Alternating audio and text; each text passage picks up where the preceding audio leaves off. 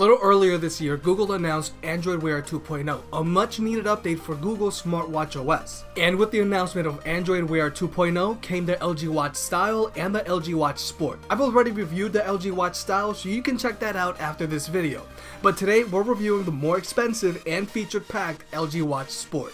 First up, what's the difference between the LG Watch Style and the LG Watch Sport? Well, for starters, the LG Watch Style retails for $249 while the Sport retails for $349. That $100 difference gets you a slightly more premium watch with a built-in heart rate monitor, GPS and LTE connectivity, and a built-in speaker, and a few other goodies here and there, like NFC and slightly more RAM. With that out of the way, let's get into the unboxing. Thankfully, the box for the LG Watch Sport is much smaller than the LG Watch Style.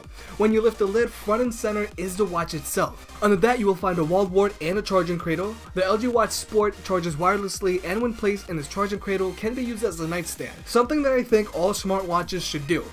Inside the smaller box, you will find a USB cable, some documentation, and a SIM removal tool. Like I said earlier, what separates the LG Watch Sport from the LG Watch Style is LTE connectivity. You can pop in a nano SIM card into the back of the watch by removing the backplate with the SIM tool. Personally, I don't really need LTE in my smartwatch, and it's never a feature I look for. If LG didn't include LTE in the smartwatch, they could have made it much slimmer. Well, I think this is a good enough segue to start talking about the design of the watch. The LG Watch Sport has a stainless steel case that comes in either dark blue, like this one, or titanium. You only get one TPU wrist strap that is not interchangeable, but is still comfortable enough to wear all day long. The watch itself is 14.2mm thick and weighs in at a hefty 89.4 grams. This watch really isn't suited for people with smaller wrists. On board is a 1.38-inch full-screen POLED screen with a 348 ppi covered by Corning Gorilla Glass 3. The LG Watch Sport has a slightly larger and more pixel-dense screen than its little brother, the LG Watch Style. Running the whole thing, we've got Qualcomm Snapdragon Wear 2100 processor doing processing things. You also get 768MB of RAM versus the 512MB of RAM found in the LG Watch Style. There's also 4GB of onboard storage. The LG Watch Sport also has a 430mAh battery that if you go easy on it, you might get a whole day's use out of it. There's also a built-in microphone and speaker so you can take calls from your wrist or argue with Google Assistant. Connectivity-wise, there's Wi-Fi, Bluetooth 4.2 low energy, GPS, LTE, and NFC for Android Pay.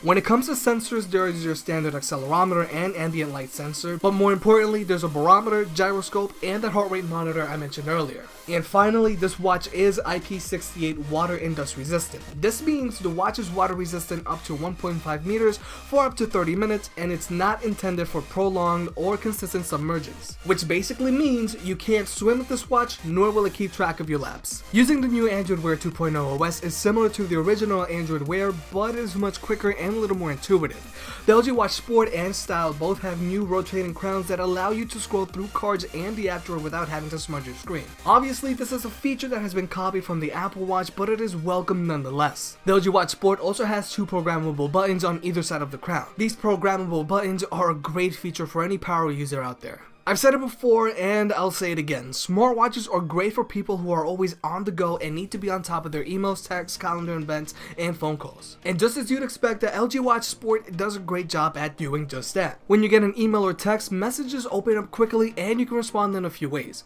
You can either use canned responses, voice to text, or even the new onboard keyboard that is fairly accurate. But since smartwatches have never taken off as much as manufacturers had originally hoped, they are now leaning towards the more active community, specifically runners and cyclists. With the added features of the LG Watch Sport, you are able to track and map your runs and rides, get altitude readings, and monitor your heart rate during your workout. You can also use these features if you run on a treadmill or stationary bike, and even when you lift weights. All of this data can be stored within Google's Fit app, or you can go into the Google Play Store and download any other fitness app you might prefer. Overall, the LG Watch Sport is a much more rugged and premium watch than the LG Watch Style. It's leaps and bounds much better than the New Balance Run IQ I reviewed a few weeks ago. And those aim for the same type of consumer. Although the LG Watch Sport's size isn't ideal for people with smaller wrists, it is small enough that it'll make you wonder how they packed so many features into it. The non-interchangeable wrist straps means you're stuck with only one look and it might not be suitable for office life. But the LG Watch Sport is a good enough watch, but it is a little too bulky. If you're genuinely interested in the LG Watch Sport, then pick it up. You won't be disappointed. But if you can hold off for a while, I would. There are a whole bunch of new smartwatches in the pipeline for 2017. Hey, if you made it this far, I hope you enjoyed the video. If you could, please high-five the like button, it helps the channel grow. If you like videos like this, subscribe. There are more product reviews and fitness advice videos coming. For more, check out jimcarrey.net, and I'll catch you next time.